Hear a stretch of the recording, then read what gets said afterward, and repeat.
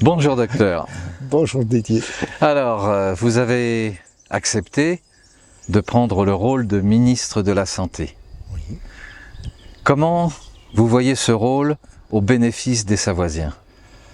La priorité des priorités, à mon sens, c'est de revaloriser l'hôpital, de le réorganiser, de recommencer, d'augmenter le personnel et la qualité des soins. C'est également d'autoriser toutes les médecines parallèles et de faire en sorte qu'elles soient prises en charge. Et puis également de reprendre la problématique des vaccinations, en sachant que les vaccins aujourd'hui n'ont jamais été testés de façon sérieuse quant à leur sécurité. Ils déclenchent énormément d'effets secondaires et il y a une falsification évidente de tous les essais de contrôle randomisés qui ne sont pas faits par rapport à des groupes contrôle placebo, mais par rapport à des groupes de contrôle qui reçoivent d'autres cocktails vaccinaux avec déjà des effets secondaires très importants, ce qui permet de minimiser les risques soit des nouvelles molécules, quoi. Donc c'est tout cela qu'il faut reprendre. Donc dans un premier temps, on va supprimer toutes les obligations vaccinales. C'est déjà fait d'ailleurs, un décret est paru dans ce sens-là.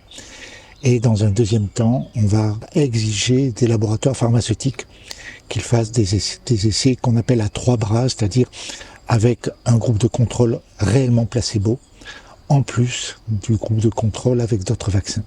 Ce qui signifie donc que vous n'êtes pas opposé au vaccin, mais que vous voulez que les produits soient des produits sérieux. Sérieux, sûrs, ne déclenchant pas d'effets secondaires trop graves. On sait de façon certaine que beaucoup de morts subies du nourrisson aujourd'hui sont liées aux injections vaccinales. Et donc c'est extrêmement grave et il faut vraiment revoir la copie. Et par ailleurs, il est clair que l'immunologie moderne laisse à désirer. Nous savons aujourd'hui que la fabrication d'anticorps peut faciliter les infections au lieu d'en prémunir.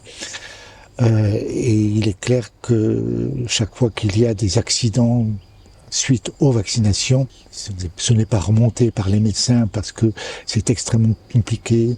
L'ANSM souvent efface les résultats.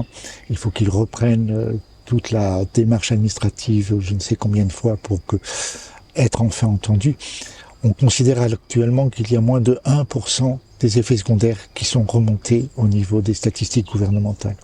Donc alors, est-ce à dire que dans votre rôle de ministre, vous invitez tous les Savoisiens et les Savoisiennes, tous ceux qui sont d'accord avec ce qu'on appelle les médecines naturelles, à vous rejoindre pour organiser tout ça, pour mettre en place tout ça, pour être reconnus? Absolument. Absolument. Là, ça, c'est vraiment très important et nous allons essayer d'aller voir les médecins directement chez eux, discuter avec eux et voir comment on peut mettre en route un processus d'évaluation qui soit sérieux par rapport au vaccin entre autres, mais également par rapport à d'autres disciplines comme la cancérologie. On sait depuis 2007 que la chimiothérapie n'a aucune efficience la plupart du temps. Pourquoi est-ce qu'on continue à la prescrire lorsque ce n'est pas intéressant au bénéfice du malade?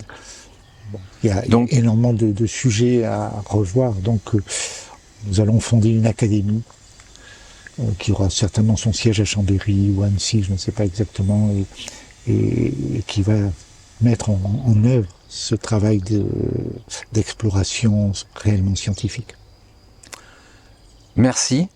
Et donc nous invitons toutes les Savoisiennes et les Savoisiens qui croient dans le vivant, dans la médecine naturelle, que ce soit depuis les aliments jusqu'aux molécules. Absolument. À venir vous rejoindre pour mettre ça en place, pour le construire et pour que toute la population de Savoie en profite.